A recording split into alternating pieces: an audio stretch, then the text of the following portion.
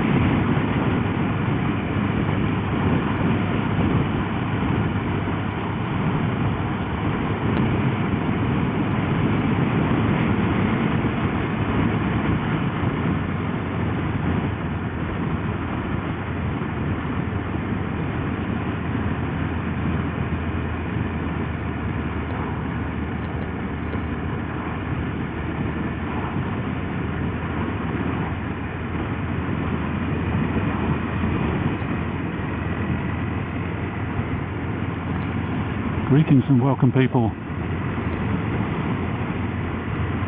Thank you for joining me as I nip out to pick up a cup of coffee. Well, I say nip out.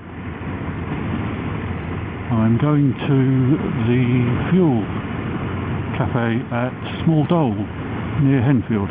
Oops, it's a bit quick. Slow down. And a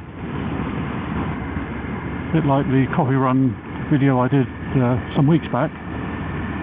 This is slightly inspired by Hippo-drones, so thanks for that, mate. Ooh, the river looks really full.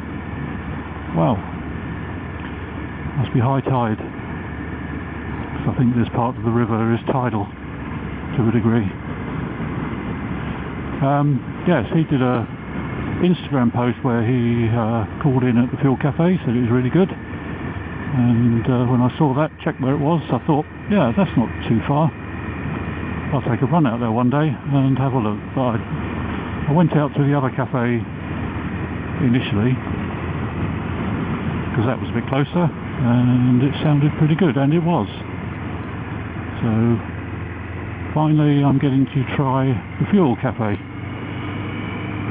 Now I think I may have made a bit of a miscalculation in that I've got both my cameras running already, and we've got a little bit of a way to go, so one or both of my cameras may run out of battery before this trip is completed. So I thought I'd better start talking earlier on.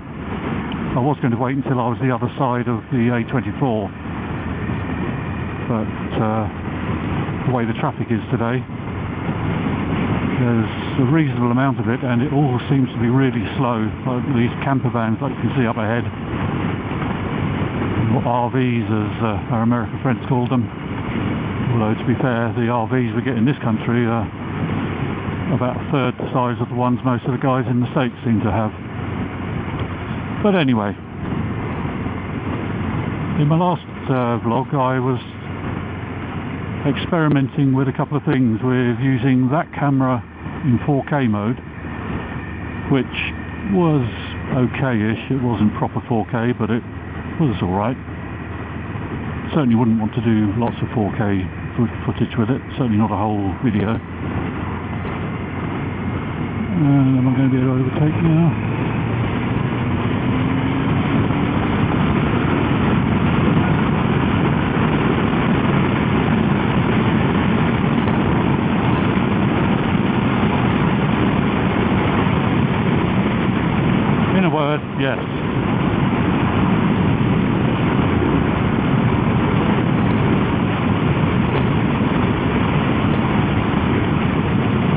the other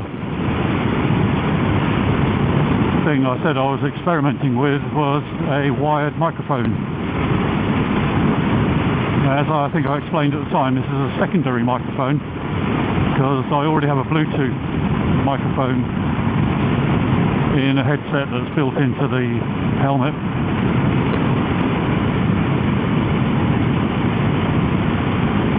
But I've been wanting to experiment with a wired microphone for a while now. Now, in the same vein that I'm not planning on switching over to 4K videoing, I'm not planning on permanently switching over to a wired microphone unless the quality is a whole heck of a lot better than the Bluetooth one. Now, with the last time I tested it out, I had the wired microphone perched right down here against the front of the cheek pad, and now I've got it clipped to the microphone boom of the Bluetooth headset, a little bit further forward, not quite right in front of my mouth, but a little bit closer. There's a couple of things that probably have to be taken into account. Is one, this is a flip front helmet, and on the whole, I know it's not guaranteed one way or the other, but generally flip front helmets tend to be a bit noisier than fixed face, full face fixed helmets. Obviously, you've got more seams and openings and bits and bobs around than a full face helmet has, but I don't see that should be that much of a problem. There is a wind guard at the bottom of the visor, just along here. Just about to see it there, I think. So that should keep most of the wind out of the front of the helmet. And the wired microphone, as well as having a foam cover, also has a fur cover on top of that, so it's double protected. Now, strangely enough, the Bluetooth mic only has the foam cover. I haven't bothered putting a fur cover on that. I might give it a try one day, see if that improves the quality of that particular setup. But I just wanted to give that. Oh, the other thing was, as well as moving the microphone, I have also gone with a different audio recording app on my phone, one that allows me to adjust the recording level of the mic. I think the mic is a bit on the sensitive side, so with a bit of luck, by turning it down to low level, it might get rid of some of that rushing noise of the wind speed as I ride along. But we shall see. I mean, the Bluetooth mic doesn't pick that up too much. It does a bit, but it seems to compensate when I start speaking. It cuts out a lot of the wind noise and brings up my voice. So, bump. Me nuts.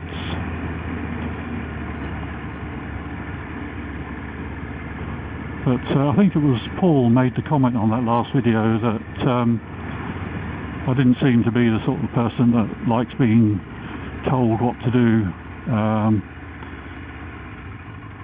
To a degree, I see the point. Yes, I'm not a doormat for anybody. If I can see the sense in something that I'm being told to do, or if it's the other person's place and authority to tell me what to do, then fair enough. But when you get people like the moto vlogger that I mentioned in the last video, putting forth opinion and stating it as factual requirement, that's when I start to get a bit miffed. This happened with another moto vlogger a couple of years ago now. I used to watch most of his videos. He's quite a big Canadian moto vlogger. You might know who I mean. But the one thing I did notice was that as his channel grew bigger, he started to get more and more opinionated. Now, everybody's entitled to their opinion, as long as they realise that it is just an opinion. Opinions, in my view, aren't necessarily right or wrong, they're just different. Obviously there are some extreme opinions that most people would agree are wrong, and no matter how deeply you hold an opinion, it doesn't necessarily make it fact. But this guy was starting to make videos that contained lots of comments about what he'd seen other bikers doing and how it was wrong. The one that comes to mind immediately was there was a guy, he said he saw a guy riding his bike and he noticed that his toes were sticking outwards, out to the side. Not sort of ridiculously out to the side, but sticking out, you know, a little bit. They weren't in line with the bike, they weren't tucked in. And he said, you shouldn't do that, you should have your feet tucked in. I'm thinking, well, you don't know what this other rider's situation is. He may have some condition with his feet or his legs that bump, protected me bits at that point. He might have something wrong with his feet or his legs, some condition that means that, you know, he wants to ride his bike, but he can't do so comfortably unless he has his feet in that position. But he's basically saying, no, you mustn't do that. You must, you know, not a case of mustn't. You don't think it's good. You don't think it's the way to ride, but then you don't do it. But frankly, I don't care how big a motovlog you are, it's not your place to force your opinions, or I suppose in a sense he wasn't actually forcing his opinions on the other person, because the other person, I presume, didn't ever get to hear what was said. But he's basically putting forth his opinion as a unarguable fact, and that's what gets my goat, especially with the way things are in the world at the moment. People who are deeply entrenched in one view or another absolutely require other people to follow along with them or be savaged in one way or another. And yeah, so basically his videos started to get more and more where he was just making negative comments about other bikers, and I thought, no, I'm not really wanting to watch a lot of that, to be honest. So I had been subscribed, so I just unsubbed and just quietly left. I believe he's still posting on YouTube, but to be fair, I'm not really that bothered. And yes, I know I put stuff out that I say, you know, stuff that I believe, like things about loud exhausts and small number plates, but in my defence I will point out that those things aren't just my opinion, those are matters of law, and that's L-A-W, not L-O-R-E. I'm going to go down the right hand lane here, just make sure nobody pulls across in front of me, thank you.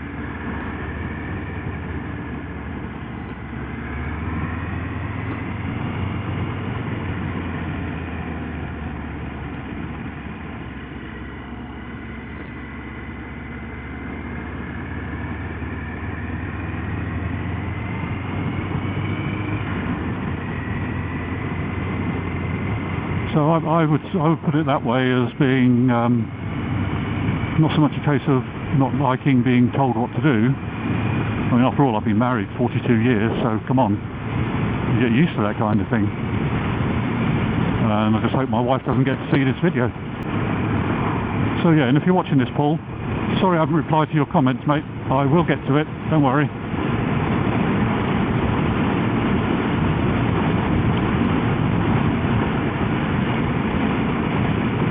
So we'll see how much more battery life I can get out of these cameras. I'm not far from the coffee place now, so hopefully I'll be able to switch them off as soon as I get there, and have enough juice left in them to regale you all with tales of how wonderful the coffee was. I'm hoping it would be. Hoping it will be. Blair. Because I'm not really going to be able to assess how this microphone's doing until I get home.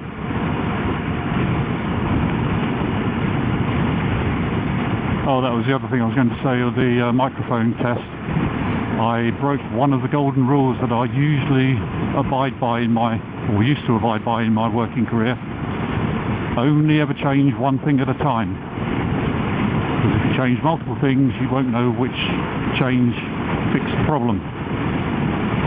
That's assuming whatever you change fixes the problem. So at the moment I've got 3 changes in place. I've got the microphone in a different position. I've got it recording on a different device in my pocket, and this is the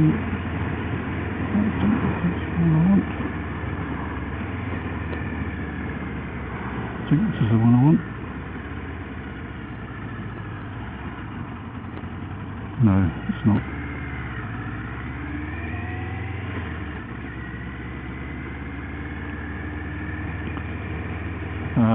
I've got it, as I say, I've got it recording on a different device, and I'm using a different app with a different microphone setting. So in fact that's 4 changes. But the only thing that's the same about it is the microphone itself. But anyway, I can always back out any of these changes, and I'll probably do that one at a time and see when the problem comes back, if the setup that I now have works. Or I might just leave it at that, and as I say, I wasn't planning on switching over permanently to a wired microphone. All of this stuff I've been doing with the camera and this microphone is just experimentation, just trying things out to see what options will and won't work, just in case I need it for the future for any reason.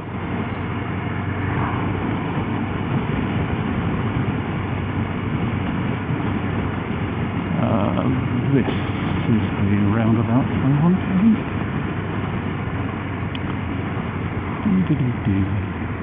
Or is it?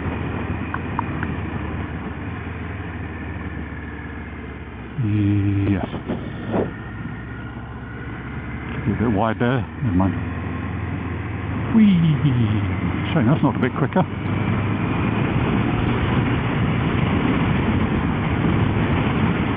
40 limit. Oh dear.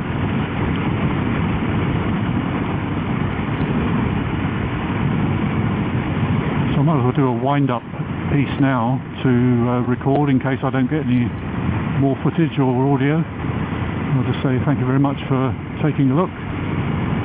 Not a particularly stunning video, just a little ride out for a coffee and trying a few things out. Ooh, there we go. I can't remember whether I've ever been on this road before, but anyway, yes, thank you for watching. I'll speak to you again on the next one. Cheerio for now. Bye.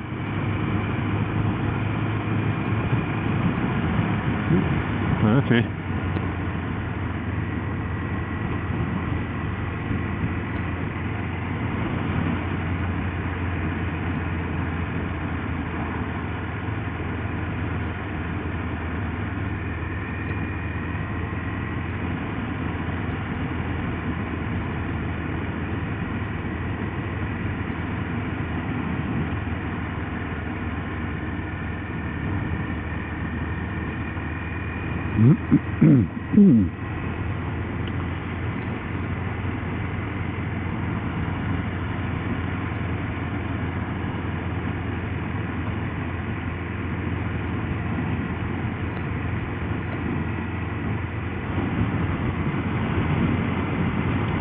This would be nice a bit quicker as well.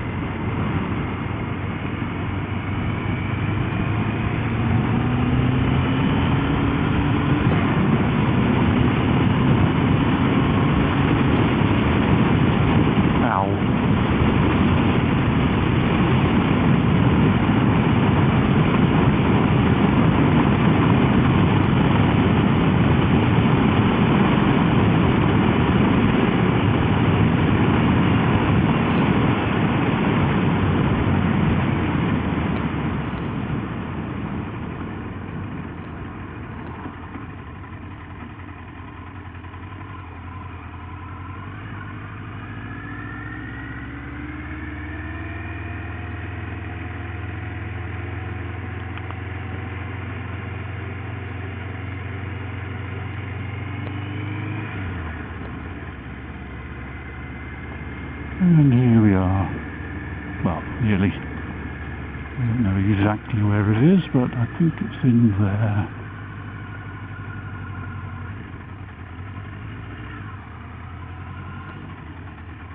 Here we are.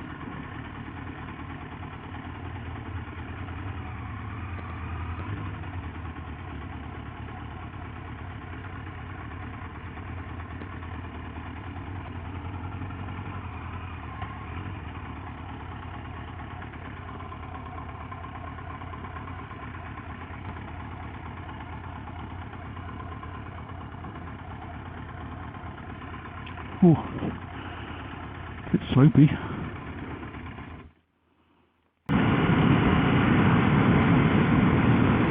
Oh, it's a very nice little pit stop at the Fuel Cafe, Small Dole near Henfield.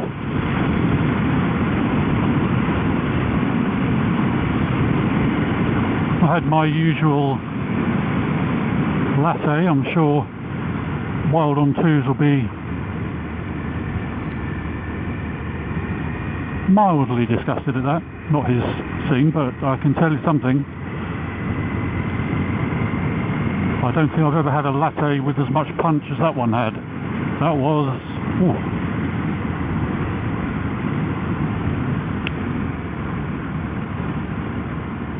Yep, that would certainly wake you up in the morning.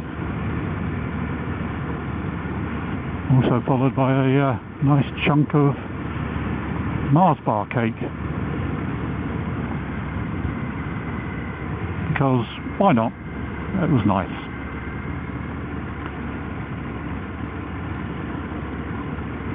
Sugar and caffeine. Calories popping out of every pore of the cake. That is, not me. Well, maybe me as well. Excuse me.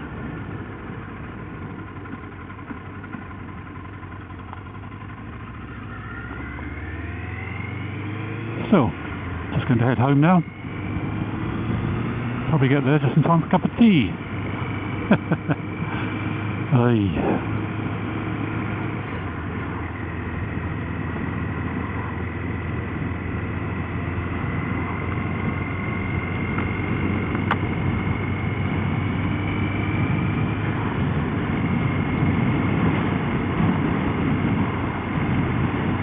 So as I say, I didn't bring any more batteries for that camera, and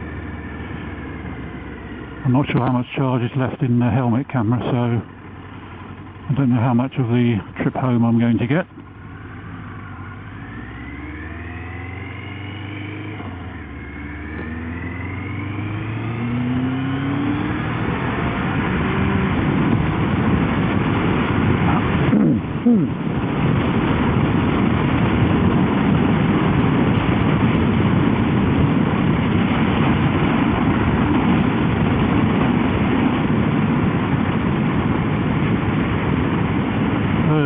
The only problem with coming out on the weekday.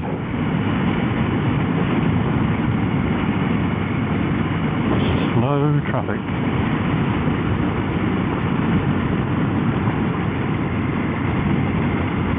And because these are good motorcycling roads, they're quite windy, it means you don't get much forward vision.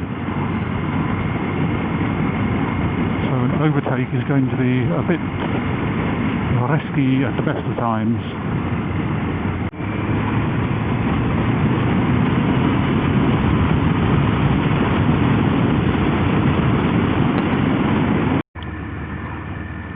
But anyway, I'm going to head home now. Hopefully I'll manage to video and record stuff I need for this. And I'll say thank you for stopping by and taking a look. If I ever get past this tractor.